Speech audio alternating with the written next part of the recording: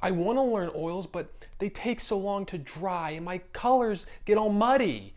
I'm just going to stick with my acrylics.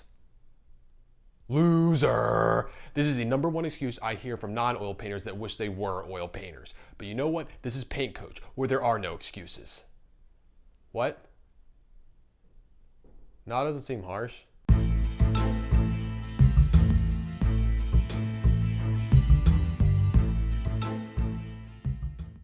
All right, so if you're having trouble with your colors in terms of your colors getting muddy and not really to be able to put like a lighter color on top of a color, I remember I struggled with this for a long time, never really understood it, and felt like I was always fighting against the paint.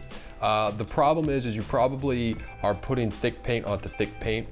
You always want to do work thin to thick, dark to light. All right, so this side was done with thinner paint. To establish the darks, thinned it out with the mineral spirits and linseed oil. This side didn't use much mineral spirits and linseed oil, pretty much none at all, just straight paint. It's very, very thick.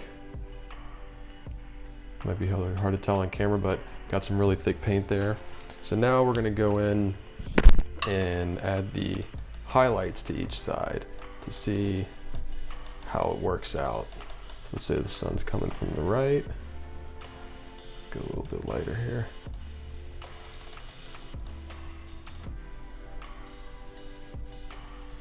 As you see, it's very easy to paint over the dark. You know, I've got my paint a little bit thicker, but nothing too crazy. Again, so we're going thick over thin.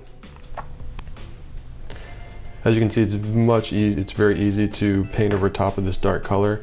The lighter paint that I'm putting on top isn't picking up that color underneath and getting all muddy, which can happen to some people. You could even go as far as say there was some snow on these branches, so we can go really, really light. If you wanted to add some snow, still leaves you some room to even add snow without muddying it up.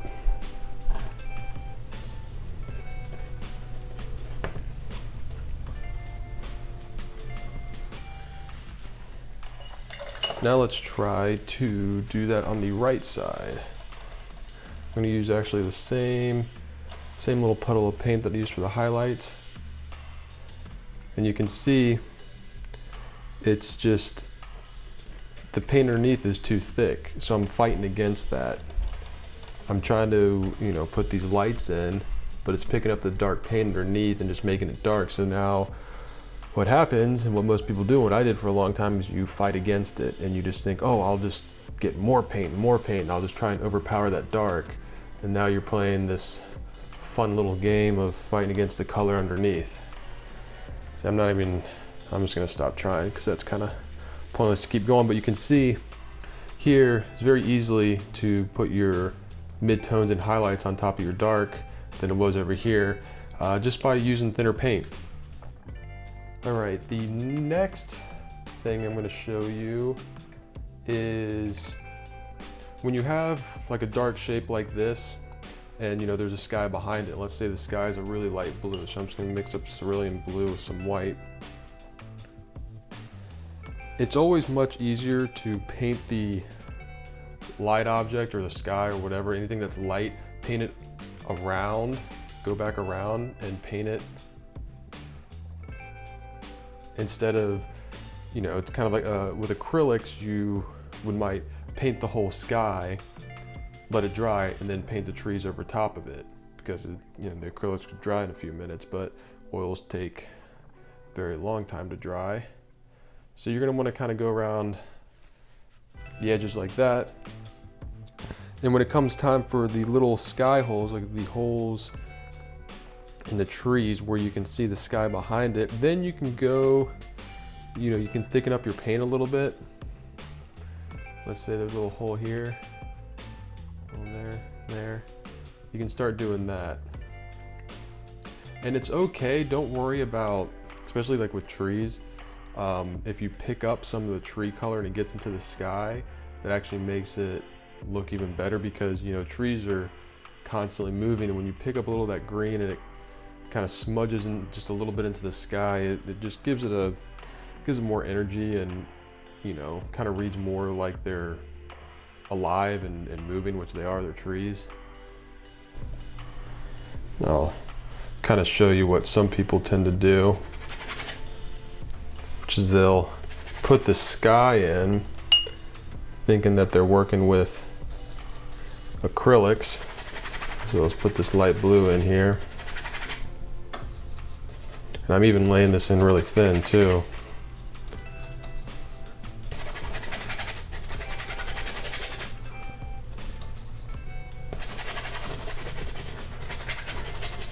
So they'll have the sky, and then they'll try and go back in over top of it with a dark color. So let's try and go and draw a tree again over top of the sky, see what happens. See that? It's really hard to get it dark.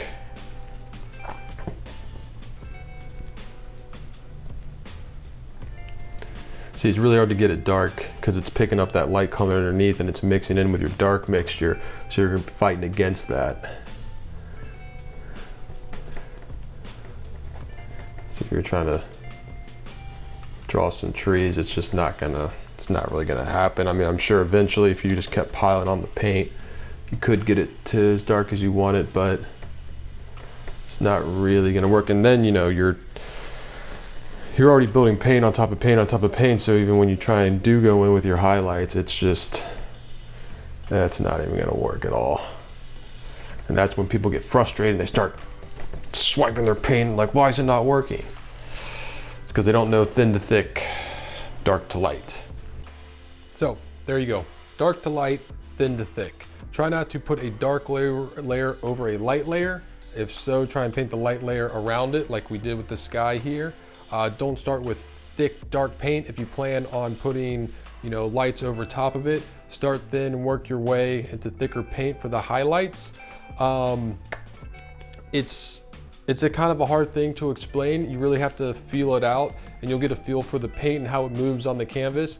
This also can vary with different mediums that you use. I recommend just starting out with linseed oil and just paint thinner, keep it simple, get a hold of those first, and then move to mediums that are thicker, that kind of make the paint move a little differently.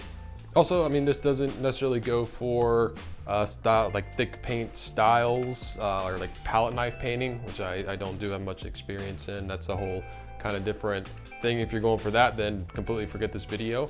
I wish somebody would have kind of explained this to me earlier on, because I feel like I kind of fell into this trap a lot and constantly fighting against the paint. I hope this video helped you out, but watch more videos. And if you like them, hit the like button, subscribe to the channel, follow me on Instagram at Forza43.